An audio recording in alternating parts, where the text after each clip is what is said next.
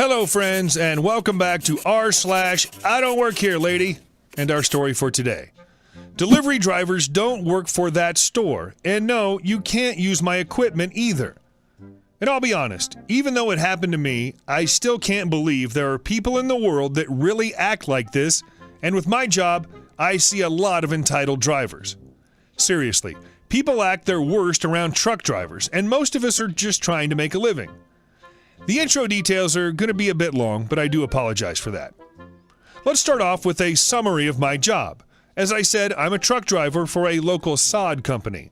Sod is pre-grown grass that gets the soil underneath it dug up and then rolled up onto pallets to be placed on the yard instead of using grass seed that takes a while to grow. We mostly deliver it to new developments so people have a yard when they move into their brand new home. We also deliver to homeowners that order it from time to time. The important part for this story is that we also deliver to the local Lowe's and Home Depot in the area, as well as a few other landscaping stores. Typically, we deliver it at night to avoid traffic and crowded parking lots, but sometimes I'll run doubles, which will force my hand and have me run during store hours. Here's the cast. Me, mediocre employee. I am, idiot mom. CK, curious kid, about 7 or so. M, manager. So I'm working a typical day with a good number of Home Depot and Lowe's stores for the day, and it's evening, around 7 or 8 at a Lowe's. I park my truck down by the garden area, activate my hazards, and hop out of the truck and get to work unstrapping the sod. This location had 4 pallets going here.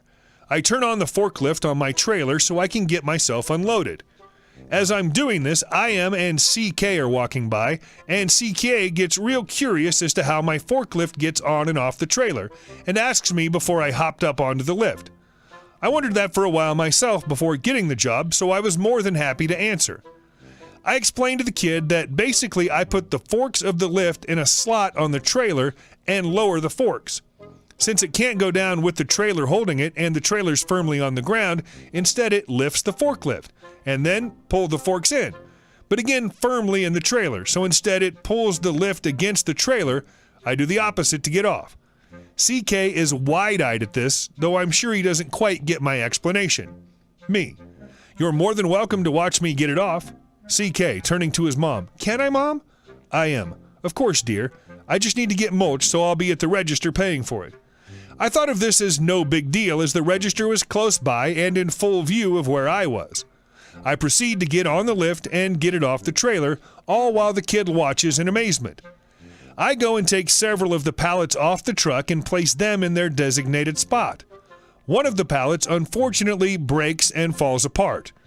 We reuse pallets, and some seem in good condition when we harvest the sod, so it happens from time to time. Annoying, but no big deal. We just restack it on a different pallet. I hop off the lift and go to stack the fallen sod onto one of the pallets already there that had the previous delivery sod on it. I usually leave the lift on because, well, I'm not a fan of the company for reasons I won't get into, so I don't go out of my way to save money for them, like saving gas. As I'm moving the fallen sod onto the pallet, IM comes up to me with a receipt in her hand. IM, excuse me, but when you're done, I need a pallet of mulch loaded into the back of my pickup. She points back to a truck parked near my 18-wheeler. Me, oh, I'm sorry, ma'am, I don't actually work here, I just deliver the sod. IM, don't give me that just because you want to be lazy. I appreciate you keeping my kid entertained and all, but I'm in a hurry. Me, as I said before, I don't work for Lowe's. I just deliver the sod. I'm sure the cashier's already called for someone to come help you out. I used to work for a Home Depot, so I know for a fact they did. IM, well, you're here now, so you can help me now or I'm calling for your manager. I laugh at this one. My manager doesn't put up with behavior like this, so I'm amused on how that conversation would go. And 2, I'm amused that people think this is a trump card that will get people to do what you want. IM, are you making fun of me? Me, no ma'am, forgive me, but I can't load your truck for the reason that I don't work here, so if I damaged your truck while getting the pallet on, I could be held liable. Not Lowe's or my work, and while I'm very good with the lift, I'd rather not try my luck. Why don't you wait for an actual employee to help you? IM huffs. Fine then, I'll find some other way. She starts to walk away, dragging CK, and I think that's the end of it. Boy, was I wrong. As I'm returning back to restacking the fallen sod, IM stops just by the lift on her way back to her truck, and an idea forms in her head. I looked just in time to see IM hop up into the seat of my still running lift. Oh crap. If you've never used a lift designed to be on a truck before, they're quite different than most lifts you see in stores like Home Depot and Sam's Club. I've used lifts at both. Mine has two pedals, one for power on the right and the other to control forward or backwards on the left. I nearly pressed the left pedal plenty of times while climbing on. It's that close to the edge of the driver's compartment. While I'm trying to get over to stop her, she steps on the left pedal, causing it to move forward. This startles her and she panically sits down and her other foot presses down on the right pedal, causing the speed to go from slow crawl to full sprint. Now mind you, these lifts aren't the fastest in terms of top speed, but boy do they have some incredible acceleration to them. She flies forward and quickly grabs the steering wheel, turning it. This causes the lift to turn right and slams into the side of me, throwing me to the ground. She regains herself enough to turn the wheel straight, but not enough to realize to stop the lift, she just has to lift her feet up off the pedal. I seriously wonder how she's gotten her license. Instead, she reaches for the levers that control the boom. She looks up in time to see she's headed straight for my truck and tries to stop the lift by pulling a lever. A witness stated it looked like she was scared, not that she was intentional or angry. Instead of stopping the lift, she lifts the forks up on the lift and slams them into my truck, forks piercing into the hood. Finally, the lift comes to a halt and the engine shuts off, since she's still pressing the pedal at this point. She finally hops off as the manager runs onto the scene. I assume he was called because of the argument earlier and had less to do than the workers called to help IM, resulting in his quicker response. M. What the hell happened? I'm on the ground, writhing in agony, thinking I'm gonna die at this time. The cashier who checked out IM ran to my aid while M goes to IM to try and figure out what happened. I couldn't speak, but I could still see barely and hear clearly. IM still shook up from the crash. This employee of yours was refusing to load my mulch onto my truck, so I decided I was gonna do it myself. She's holding on to CK, who's crying his eyes out, thinking his mom was really hurt. M. Him? That guy doesn't even work for this company. He's just a delivery driver. At this point, I'm realizing that I'm not going to die, that instead I had the wind knocked out of me, a sprained ankle and a broken wrist, along with a back full of cuts and scrapes. The cashier yelled to the manager that I was okay, but still needed an ambulance. The police were the first to the scene and were quick to arrest IM since she all but confessed that she hit me. Before being driven off to the hospital, they asked if I wanted to press charges. Trust me, I really thought of doing it, but her kid was really sweet and even tried to make sure I was okay and was saying he was sorry his mom did that. So for his sake, I declined.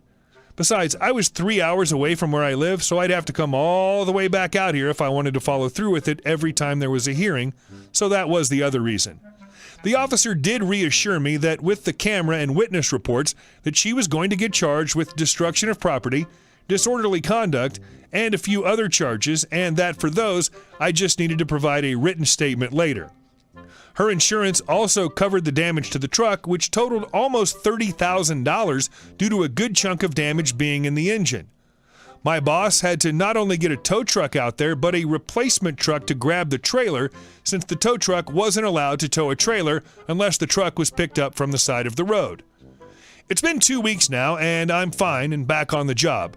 The rental truck is automatic, which is the only reason I'm glad for automatics, because I still have the cast on, and it's going to be another month or two before my truck is out of the shop.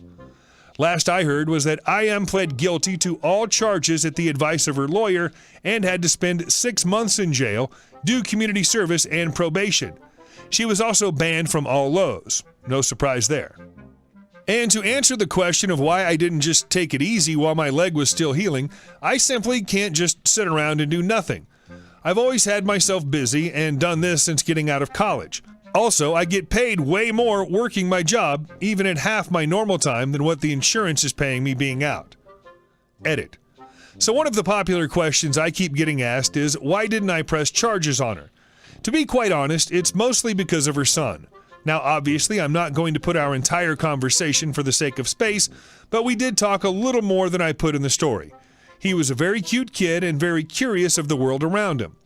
Before I met my wife, I had an ex who had a son that I absolutely adored and wished that she wasn't such a not-so-nice lady that she still let me see him. But she doesn't unless she's there, and she's constantly helicopter parenting him to the point where neither of us really enjoy our time together anymore. The kid reminded me so much of him, and I really didn't want to take his mom away from him for so long, knowing that she was already going to get charged with several different things as is. I get maybe some of you don't agree with that reasoning, but that's how I feel, and that's what I'm going to stick with. The second thing people keep asking about is how her insurance covered all the damage. Honestly, I really can't answer that question. That's what my boss had told me when I was a little worried about the company's insurance, fear of it affecting my health insurance in the future mostly. And that's the response that he gave me. I don't know anything about insurance and will never claim I do.